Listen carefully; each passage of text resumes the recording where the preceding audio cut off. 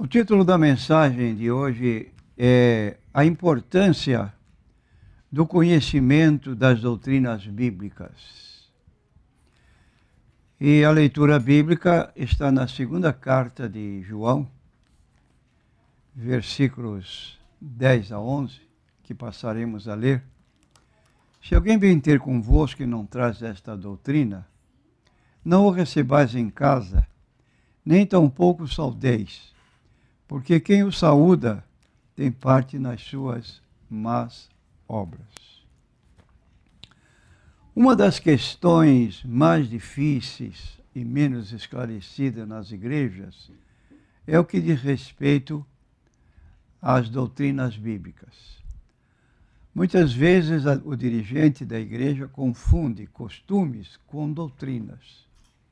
Então, o costume é local, pode ser até nacional, mas ele domina num espaço limitado, enquanto a doutrina tem outro caráter. Ela é imutável dentro da Bíblia Sagrada, como também para nós. Então, em muitos círculos evangélicos, este assunto ainda é de difícil compreensão, isto é, distinguir algo como doutrina do que algo como costume. Algo que ninguém pode tocar. A nova geração de crentes, porém, está ávida por respostas às questões que envolvem o dia a dia do crente. Devem ser muito claros ou claras. O que é doutrina?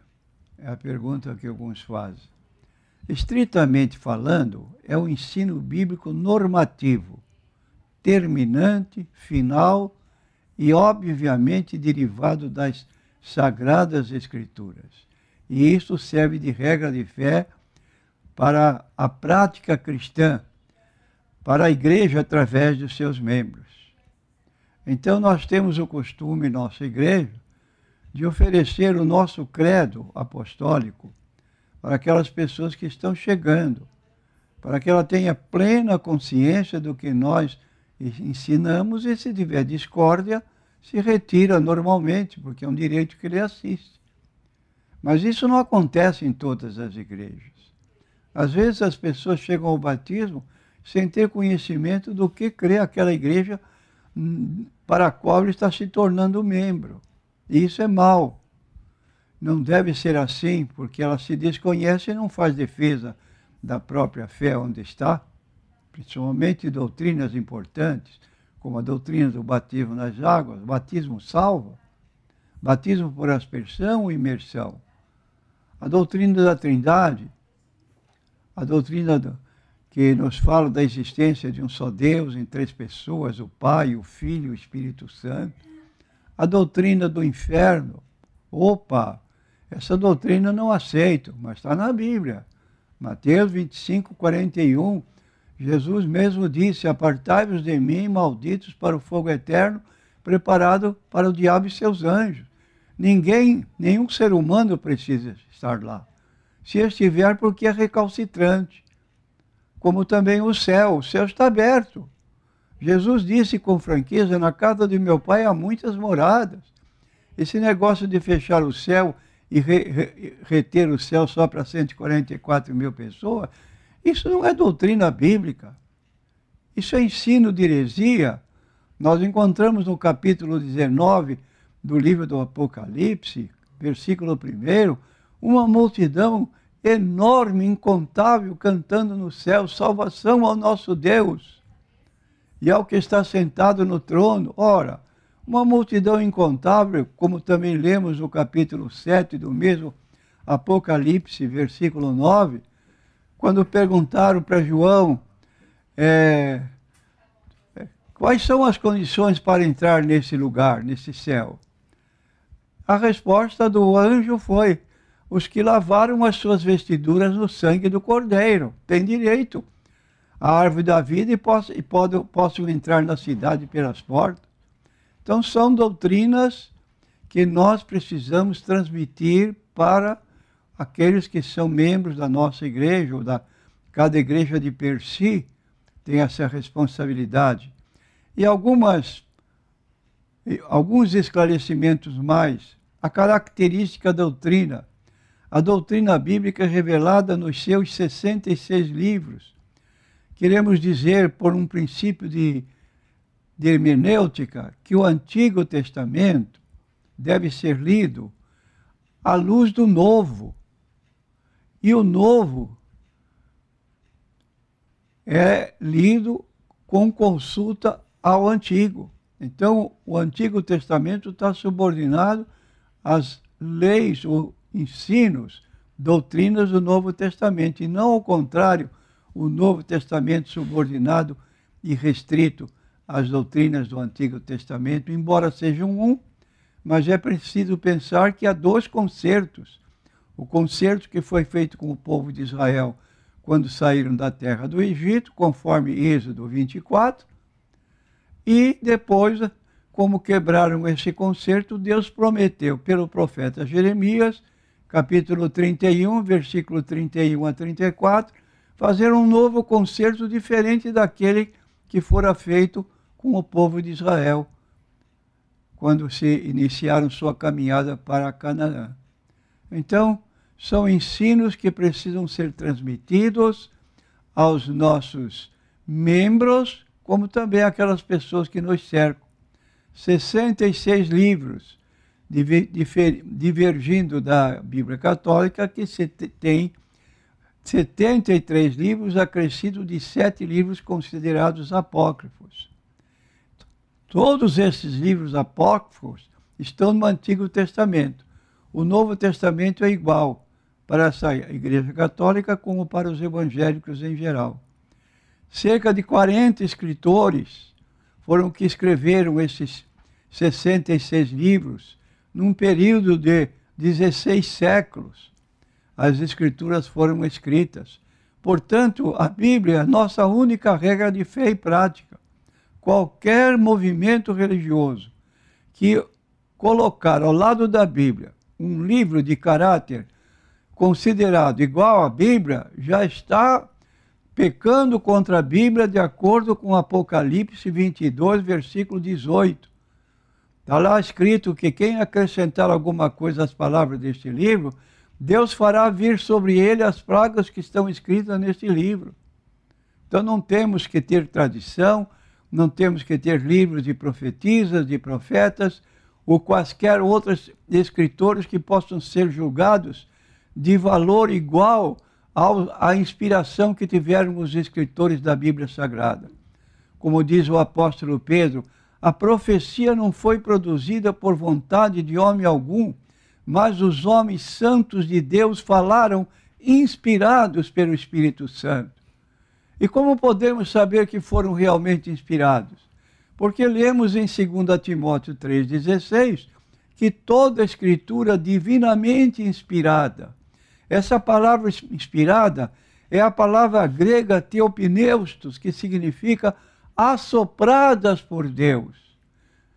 Então os escritores tiveram a participação do Espírito Santo no preparo dos livros, com profecias exatas que se cumpriram, tudo dentro do tempo proposto. E agora queremos apresentar, então, algumas doutrinas, como a doutrina de Deus, já falamos, doutrina dos anjos, doutrina do homem, doutrina do pecado, doutrina da salvação, doutrinas escatológicas, faladas por Jesus, pelos apóstolos, para os últimos tempos. Nunca saímos da regra bíblica de Mateus 24, 36, daquele dia e hora ninguém sabe. Isso significando que não podemos ser atrevidos e marcar datas para eventos escatológicos, como grande parte de seitas proféticas fazem, e depois caem no ridículo e precisam explicar de modo subterfugioso porque esses acontecimentos não se deram. Então, a Bíblia, suas doutrinas são imutáveis, o mundo sofre mudanças constantes, mas a doutrina permanece a mesma. A doutrina bíblica é a mesma para todas as igrejas de determinada denominação, para todos os países e para todos os homens. Ela não muda, ela é universal, é uma só para todos os povos e raças. Ninguém pode criar sua doutrina particular. O que é pecado no Brasil é pecado em qualquer nação do mundo. Não existe pecado local, como não existe doutrina local ou doutrina nacional. Ela deve ser universal, crida por todos os que pertencem aos grupos evangélicos e a outras entidades que se baseiam exclusivamente na Bíblia. A doutrina bíblica não estabelece uma infinidade de regras, de faça, não faça. A doutrina estabelece normas e princípios sadios, norteiam a vida do crente em todos os âmbitos, seja político, familiar, comportamental, enfim, em qualquer hora, ou qualquer área também.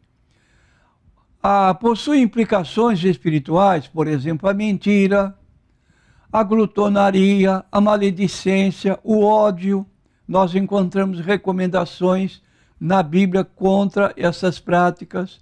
E apesar de muitas vezes a igreja não disciplinar quem pratica esses atos, contudo são perfeitamente condenados pela doutrina da palavra de Deus. E toda prática pecaminosa será julgada pelo juiz de toda a terra. Então queremos apontar, para concluir, alguns tipos de doutrina.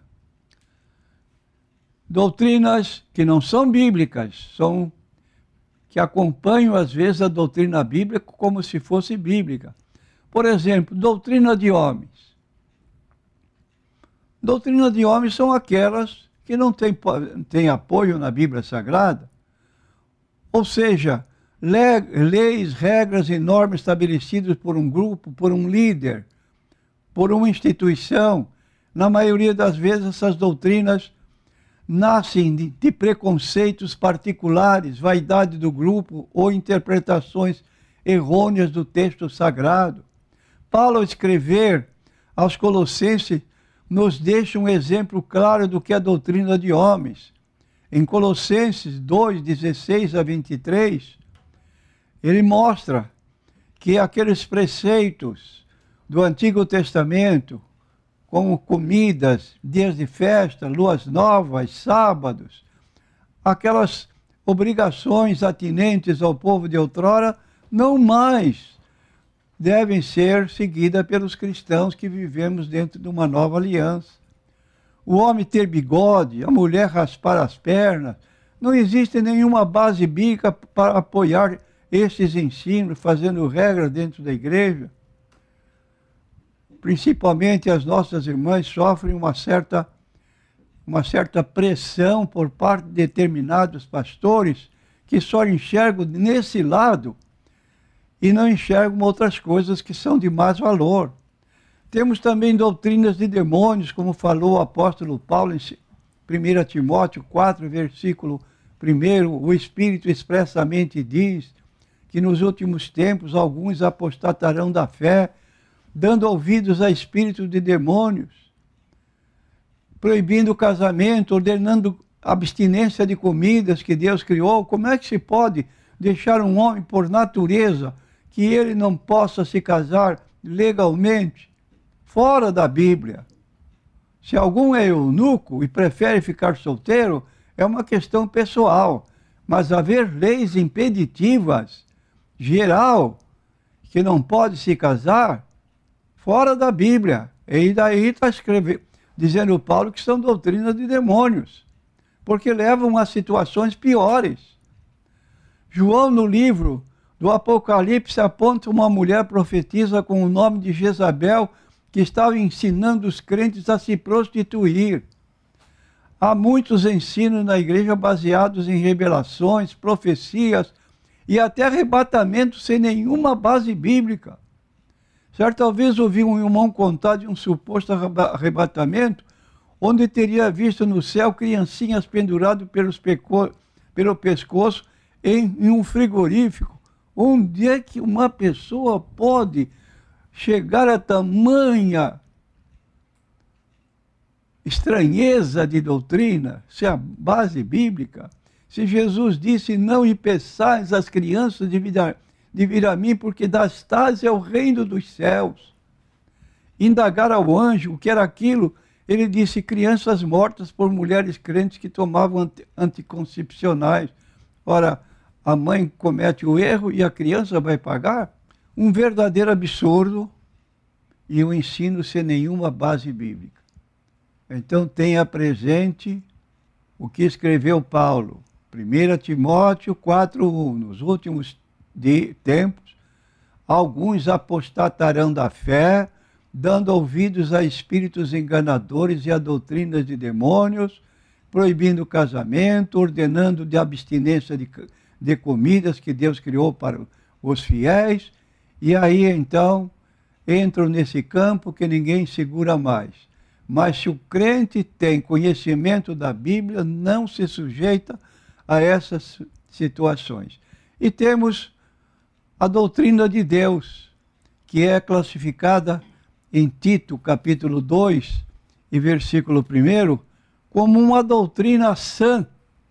Diz aqui, então, o escritor bíblico, capítulo 2, versículo 1 de Tito, que passamos a ler, diz assim, tu, porém, fala o que convém à sã doutrina. Aí está uma recomendação de Paulo. E ele previne, então, sobre aqueles que falam doutrinas que não têm nada a ver com as coisas de Deus, mas estão sendo ensinadas como se fosse da parte de Deus. 1 Timóteo, capítulo 6, versículo 3 em diante.